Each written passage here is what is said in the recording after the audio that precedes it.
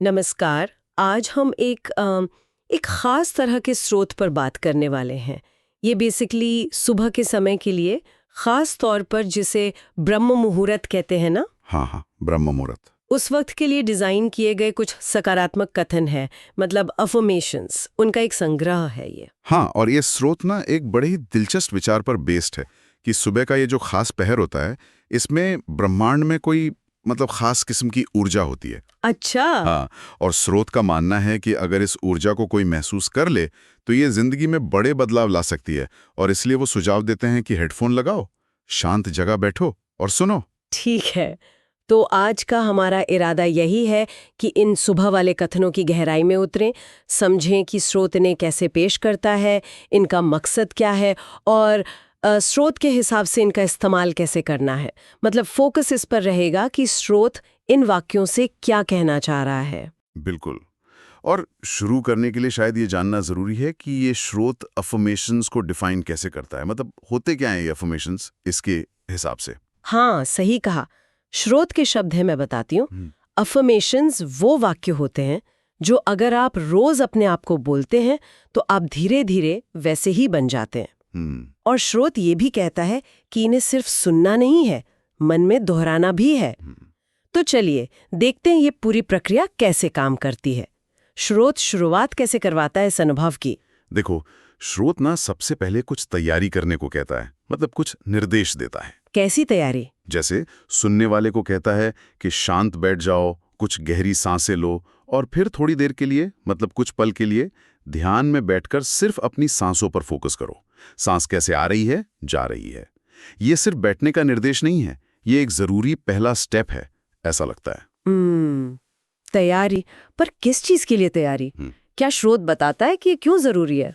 या फिर वो जो ब्रह्म मुहूर्त की ऊर्जा की बात करते हैं, उसको ग्रहण करने के लिए ज्यादा तैयार हो, ज्यादा खुला हो, जैसे रिसीवर को ट्यून करते हैं ना। हाँ। कुछ वैसा। अच्छा, और यहीं पर फिर वो ब्रह्म मुहूर्त वाली बात आती है जिस पर स्रोत काफी जोर दे रहा है। तो ये सिर्फ सुबह जल्दी उठने की बात नहीं है। नहीं, बिल्कुल नहीं। स्रोत इसे बहुत इंपॉर्टेंस देता है। एक जगह तो कहा भी है, सुबह के इस ब्रह्म मुहूर्त के समय में ब्रह्मांड में वो ऊर्जा होती है जिसका अनुभव अगर हम कर लें तो हमारे जीवन में असीमित ऊर्जा का संचालन होगा और हमारी जिंदगी पूरी तरह से बदल जाएगी। ओह। अब स्रोत ये साफ नहीं करता कि ये ऊर्जा साइंटिफिक है या स्पिरिचुअल, पर जोर इस बात पर है कि ये कोई बाहर की मौजूद चीज है, एक रिसोर्स है जिसे इंसान अपनी अंदरूनी हालत बदलने के लिए महसूस कर सकता है, अपने अंदर भर सकता है। तो स्रोत के लिए ये सिर्फ एक शांत समय नहीं है, ये एक एक्टिव एनर्जी फील्ड जैसा है। ये तो बड़ा दिलचस्प है। तो मतलब स्रोत के हिसाब से ये सिर्फ एक मेंटल एक्सरसाइज नहीं है, बल्कि माहौल की ऊर्जा के साथ एक किस्म का लेन देन है। हाँ, इशारा तो उसी तरफ लगता है। वो जो तैयारी है, शांत बैठना, सांस लेना, वो शायद उस ऊर्जा के प्रति सेंसिटिव होने के लिए है। ओके। और फिर जो कथन है, वो उस ऊर्जा को एक डायरेक्शन देने या उसे अपने अंदर उतारने का काम करते हैं। स्रोत इसे पैसिव प्रक्रिया नहीं बताता, बल्कि एक्टिवली ऊर्जा को महसूस करने और भरने की क्रिया कहता है। समझ गई। तो इस तैयारी और सही समय के बाद श्रोता हमें कई सारे अफर्मेशन सुनाता है। मैंने ध्यान दिया कि ये कुछ खास थीम्स के आसपास घूमते हैं। पहला तो लगता है दिन की शुरुआत को पॉजिटिव बनाने पर फोकस है। हाँ, वो तो साफ है। जैसे कथन है, आज का दिन मेरे लिए नए अवसर लेकर आया है, और आज का दिन मेरे लिए सकारात्मक शक्ति लेकर आया है। ये वाक्य सीधे सीधे दिन के लिए एक पॉजिटिव नजरिया सेट करने की कोशिश करते हैं, जैसे कोई नींव रख रहे हों। हाँ, और इस नींव के बाद फोकस अंदर की तरफ जाता दिखता है, शांति और ऊर्जा पर। जैसे मैं अपने मन और शरीर को शांति और ऊर्जा से भर रहा हूँ। बिल्कुल। और ये भी है, हर सुबह मेरी आत्मा एक नए जज्बे और उमंग के साथ जगती है। और शरीर के लिए भी यही बात है, हर सुबह मेरा शरीर एक नए जोश और जज्बे के साथ जगता है। ये एक तरह की अंदरूनी फ्रेशनेस और शक्ति भरने की बात करते हैं। और देखो, ये जो अंदरूनी ऊर्जा और शांति है, ये फिर जुड़ती है आत्मविश्वास से, अपनी काबिलियत में यकीन से। अच्छा। स्रोत में ऐसे कथन है, मुझे अपने सपनों को पूरा करने पर पूरा विश्वास है, और मुझे अपनी एबिलिटीज पर पूरा विश्वास है, साथ ही मुझे अपनी स्किल्स पर पूरा भरोसा है। ये सीधे सीधे सेल्फ एफिकेसी, अपने लक्ष्य पाने की अपनी क्षमता में विश्वास, उससे जुड़ते हैं। ये कथन उसी फीलिंग को जगाने की कोशिश करते हैं। अगर इन कथनों को एक के बाद एक देखें तो एक पैटर्न सा दिखता है।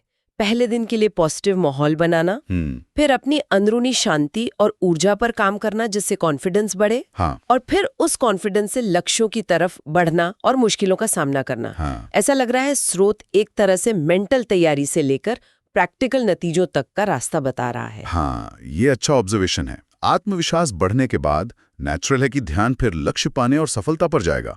स्रोत कहता है, आज का दिन मेरे लिए सफलता और प्रगति का एक नया अध्याय लेकर आया है। और एक बहुत ही दमदार और दृढ़ कथन है। मुझे अपने हर गोल को अचीव करना है और मुझ में इतनी शक्ति और डिटर्मिनेशन है कि मैं अपने हर गोल को अचीव कर लेता हूं। अब यहां देखो, भविष्य की इच्छा को ऐसे बोला जा रहा है जैसे वो अभी की सच्चाई हो, कर लेता हूं, ना कि कर लूंगा। हाँ, ये भाषा का इस्तेमाल बहुत ध्यान देने वाला है। इस पर हम थोड़ी और बात करेंगे, लेकिन सफलता के साथ साथ स्रोत मुश्किलों को भी इग्नोर नहीं करता। सही कहा, ये सिर्फ अच्छी चीजों की उम्मीद करने के बारे में नहीं है। एक कथन है, मुझे अपने हर चैलेंज को एक अपॉर्चुनिटी के रूप में देखने का विश्वास है। अच्छा, ये मुश्किलों के प्रति नजरिया बदलने की बात है। उन्हें रुकावट की जगह मौके की तरह देखो। ये माइंडसेट में एक बड़ा शिफ्ट है। और ये सीधे तौर पर पॉजिटिव माइंडसेट के बड़े वाले थीम से जुड़ता है। कथन जैसे, मैं अपने दिन की शुरुआत एक पॉजिटिव और कंस्ट्रक्टिव माइंडसेट के साथ करता हूं, और एक बिल्कुल सीधा सा, मेरा माइंडसेट पॉजिटिव है। ये वाक्य साफ तौर पर एक पॉजिटिव सोच बनाने और उसे बनाए रखने पर फोकस करते हैं। दिलचस्प बात यह भी है कि स्रोत सिर्फ सोच या विश्वास तक ही नहीं रुकता, बल्कि एक्शन के गुणों का भी जिक्र करता है। जैसे एक कथन है, मैं अपने हर कार्य को धैर्य और समर्पण के साथ करता हूं। ये सिर्फ सोचने या महसूस करने की बात नहीं है, ये काम करने के तरीके में धीरज और कमिटमेंट लाने की बात है। तो ये सारे विषय मिलकर एक पूरी तस्वीर सी बनाते हैं। पॉजिटिव शुरुआत, अंदरूनी शक्ति जगाना, आत्मविश्वास बनाना, लक्ष्यों पर फोकस, चैलेंजेस को मौके समझना, पॉजिटिव नजरिया रखना और धैर्य समर्पण से काम करना। अब यहाँ से बात और गहरी होती है जब हम देखते हैं कि स्रोत इन कथनों को किस तरह पेश करता है, खासकर भाषा और एक्शन के लेवल पर। हाँ, भाषा का रोल यहाँ बहुत बड़ा है। जैसा तुमने पहले भी पॉइंट आउट किया था, लगभग सारे कथन प्रेजेंट टेंस में हैं। मैं कर रहा हूँ, मुझे मिल रही है, मैं भर रहा हूँ, मैं महसूस कर पा रहा हूँ, मैं बन रहा हूँ, मैं कर लेता हूँ। स्रोत का मेन दावा ये लगता है कि इन वाक्यों को रोज दोहराने से इंसान धीरे धीरे वैसा ही बन जाता है। इसके पीछे का लॉजिक, जैसा स्रोत पेश करता है, शायद यह है कि प्रेजेंट टेंस का इस्तेमाल उस चाहिए हुई रियलिटी को मेंटल लेवल पर सच मानने में मदद करता है, उसे अभी की सच्चाई जैसा फील कराता है। तो क्या इसका मतलब ये हुआ कि स्रोत के मुताबिक सिर्फ सोचने या कहने भर से हकीकत बदल जाती है, या इसमें कुछ और भी है, जैसे वो ब्रह्म मुहूर्त की ऊर्जा वाली बात? ये बड़ा जरूरी सवाल है। स्रोत सिर्फ शब्दों की ताकत पर ही डिपेंड करता नहीं दिखता, वो इसे बाहरी ऊर्जा से भी जोड़ता है। अच्छा, कैसे? जैसे कथन है, मैं इस ब्रह्म मुहूर्त के असीम ऊर्जा भंडार को महसूस कर पा रहा हूं, और इस ब्रह्म मुहूर्त में जो असीम ताकत है, मैं उसको महसूस कर पा रहा हूं और अपने मन, बुद्धि और शरीर में इसको भर रहा हूं। हाँ, तो इससे ऐसा लगता है कि स्रोत के अनुसार ये एक टू वे प्रोसेस है। एक तरफ इंसान शब्दों से अपने अंदरूनी हालत को दिशा दे रहा है, और दूसरी तरफ वो कथित बाहरी ऊर्जा, ब्रह्म मुहूर्त वाली, को एक्टिवली ले रहा है और उसे अपनी मेंटल और फिजिकल हालत बदलने में इस्तेमाल कर रहा है। ये सिर्फ विशफुल थिंकिंग नहीं है, स्रोत के नजरिए से ये ऊर्जा को महसूस करने और उसे अंदर लेने की एक एक्टिव भागीदारी है। ये तो एक दिलचस्प कॉम्बिनेशन है, अंदर का इरादा और बाहर की ऊर्जा का संगम, जैसा स्रोत इसे देखता है।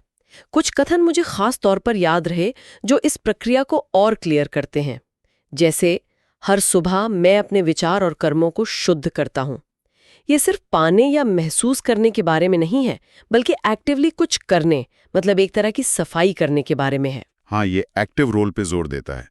इसी तरह मेरे अंदर साहस है और सकारात्मक ऊर्जा है, ये एक सीधी पावरफुल घोषणा है जो प्रेजेंट स्टेट का दावा करती है। और मैं पहले से ज्यादा ताकतवर बन रहा हूं, ये वाक्य तरक्की और लगातार विकास की फीलिंग देता है। ये नहीं कि सब कुछ एक पल में हो गया, बल्कि एक प्रोसेस चल रहा है। इन सभी कथनों को मन में दोहराने और उस ऊर्जा को महसूस करने की प्रक्रिया के बाद स्रोत आखिर में एक तरीका बताता है इसे खत्म करने का। वो क्या है? और उसका क्या मतलब हो सकता है?